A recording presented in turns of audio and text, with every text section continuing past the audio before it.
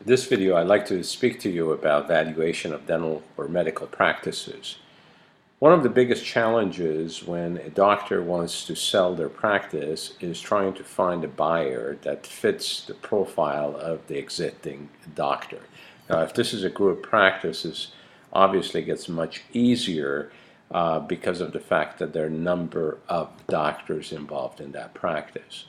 But when you're a solo practitioner, what happens is that, especially in cases where you are over specialized, you pretty much have been compensated well for your services because of your highly skilled talents for many years. But it is very, very challenging and difficult to find a replacement.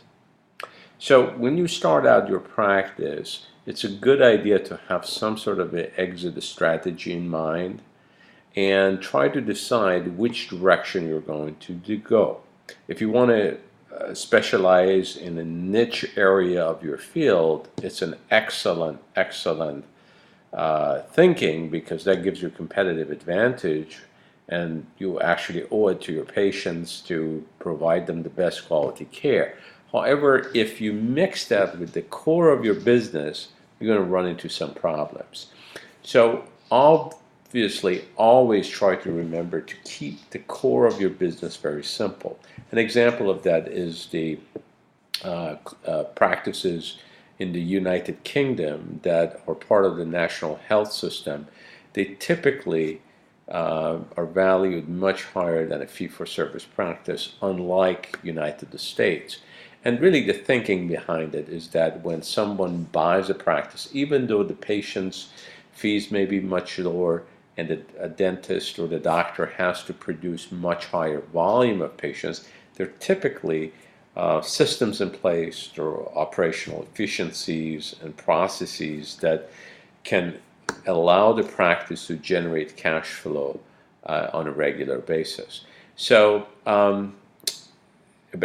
as far as the exit of the practice is concerned, we're going to look at various methods of valuation. If you're a solo practitioner, the valuation is pretty much a percentage of your revenue, no matter where it is in the world. If you are more like a group practice, and if the production of the clinic, the revenue is not highly dependent on you as a person, then we'll look at some comparables. We'll be also looking at the discounted cash flow to see how you compare with the rest of the clinics that has been sold in the area. Now, if you're a public company, obviously that is much easier to determine because of all the historical data that are available on comparable public listings.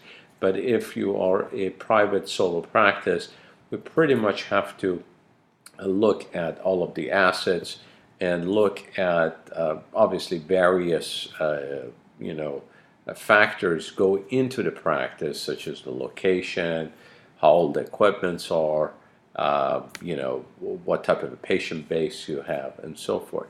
So my recommendation, practicing over 27 years, being in dentistry for 27 years, owning chains of dental centers, I will suggest and recommend that you do not try to carve out a niche for your practice, but rather try to keep the core of the business fairly simple, so when you're ready to exit, it's much easier to find investors and someone that can replace you.